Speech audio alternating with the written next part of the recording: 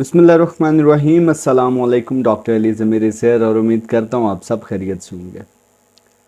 दोस्तों, मेरे चैनल पर खुश आमदीद।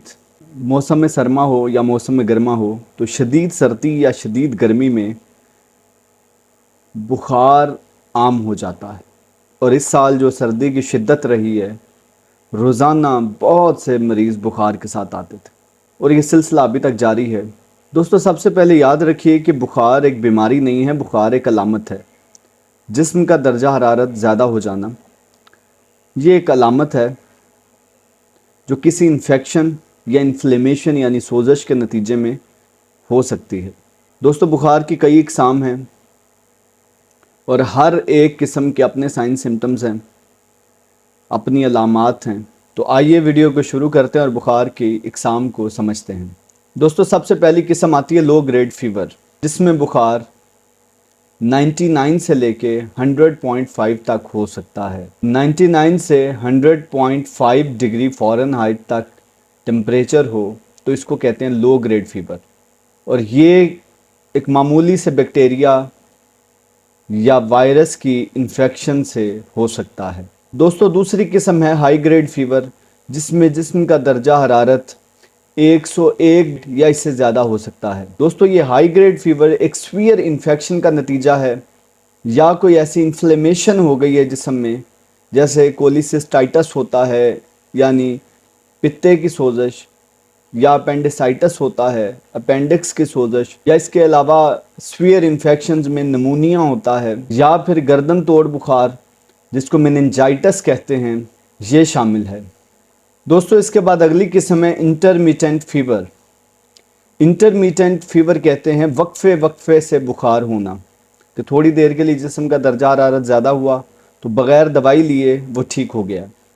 और ये बुखार जो है इंटरमिटेंट फीवर ज़्यादातर मलेरिया में होता है या फिर डेंगू में भी हो सकता है। दोस्तों, अगली किस्म आती है परसिस्टेंट फीवर या फिर कॉन्टीन्यूअस फीवर। इसमें मुसलसल बुखार रहता है और ये एक्यूट इन्फेक्शंस में कॉमन है।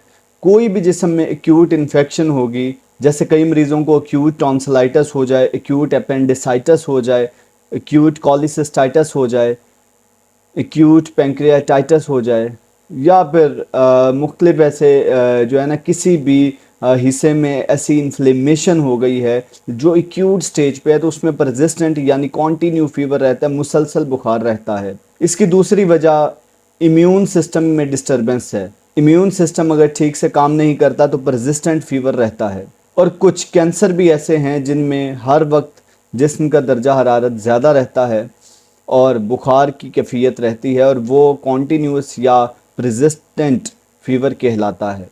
दोस्तों, इसके बाद अगली टाइप आती है रेमिटेंट फीवर। तो रेमिटेंट फीवर एक लो ग्रेड फीवर की ही एक फॉर्म है कि इसमें मरीज़ आके कंप्लेन करता है कि डॉक्टर साहब, मेरा जिस्म, मुझे मेरा वजूद ऐसा महसूस होता है जैसे टूट रहा है, बुखार है। और उसका बुखार हमेशा बेस लाइन से ऊपर होता है, लेकिन बहुत ज़्यादा ऊपर भी नहीं होता, 99, 100, 99.6। तो ऐसे उसका टेम्परेचर जो है बॉडी का रेज होता है थोड़ा सा। वो महसूस करता है कि मेरा जिस्म टूट रहा है और थकावट महसूस करता है। तो ये अक्सर ख़वातीन जो प्रेग्नेंट हैं उनमें ये रेमिटेंट फीवर आ सकता है, या उसके अलावा अनीमिक पेशेंट जिनमें खून की कमी है उनमें रेमिटेंट फीवर आ सकता है। दोस्तों, अगली किस्म आती है रूमेटिक फ़ीवर। रूमेटिक फ़ीवर, जैसा कि नाम से ज़ाहिर है कि ये जोड़ों का बुखार है। तो होता ऐसा है कि मरीज़ का गला ख़राब हुआ तो स्ट्रेप्टोकोकल इन्फेक्शन हुई, एक बैक्टीरिया है स्ट्रेप्टोकोकस, उसकी इन्फेक्शन हो जाती है, वो गले को ख़राब करता है। उसमें गला ख़राब होने के साथ साथ जोड़ों में दर्द होता है और यही जरासीम जब खून में सफ़र करके दिल तक पहुंचता है तो दिल का वेल्व, ख़ास तौर पे माइट्रल वेल्व को इन्वॉल्व करके उसको डैमेज कर देता है। तो जब माइट्रल वेल्व को डैमेज कर देता है तो माइट्रल रिगर्जिटेशन होती है और इसको कहते हैं रूमेटिक हार्ट डिजीज़, यानी जोड़ों के बुखार की वजह से दिल का मसला। तो ये रूमेटिक फ़ीवर जोड़ों का बुखार है। दोस्तों, उसके बाद आता है इन्वायरमेंटल फ़ीवर। ये नाम से ज़ाहिर है ये माहौलियाती बुखार है। हाँ, आपके माहौल में थोड़ी सी तब्दीली होने से, जैसे एक टाउन में, एक इलाके में کوئی ایسی گیس ہے جو گیس سلنڈرز پھٹ گئے یا خدا نخواستہ کوئی ایسا حادثہ پیش ہوا ہے تو ایک خاص ایریا میں ایک بیماری آ جاتی ہے، ایک خاص ایریا کے لوگوں میں بخار ہو جاتا ہے، اور اکثر ایسا ہوتا ہے کہ اکثر ایک ہی گاؤں سے یا ایک ہی علاقے سے کافی زیادہ پیشنٹ بخار کے ساتھ آ جاتے ہیں۔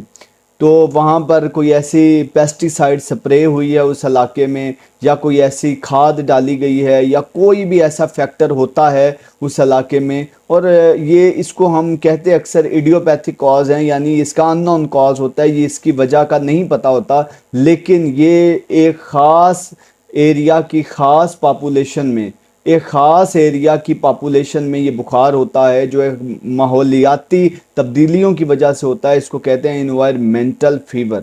دوستو اس کے بعد بخار کی ایک اور وجہ آتی ہے نیوٹروپینک فیور۔ تو نیوٹروپینک فیور ہے کہ 3 دن مریض کو بخار کافی تیز ہوتا ہے، تو وہ بہت زیادہ تیز بخار کے ساتھ مریض آتا ہے اور وہ کہتا ہے 3 دن کے بعد میرا بخار یکدم اچانک سے ختم ہو گیا۔ تو یہ اکثر وائرل انفیکشنز میں ہوتا ہے، تو وائرل انفیکشن میں ایسا بخار ہو جاتا ہے، اور اس کے بعد یہ جیسے وہ انفیکشن ٹھیک ہوتی ہے تو وہ آپ کا امیون سسٹم اس بخار کو ٹھیک کر دیتا ہے۔ دوستو اس کے بعد بخار کی اگلی قسم آتی ہے ریلیپسنگ fever.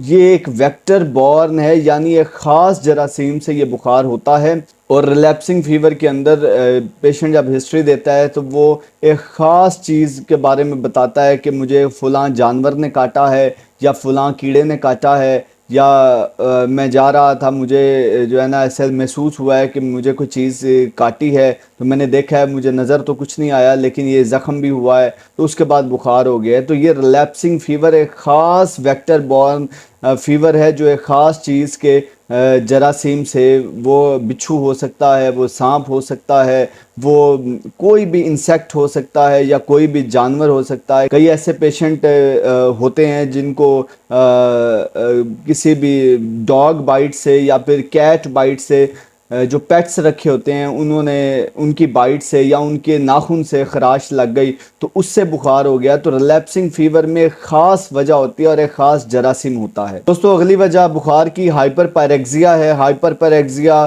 Very high grade fever, کہ اس کے اندر بخار 104 105 106 اس طرح سے ہوتا ہے، اور یہ ماڈریٹ ٹو سویئر سمٹمز ہوتے ہیں۔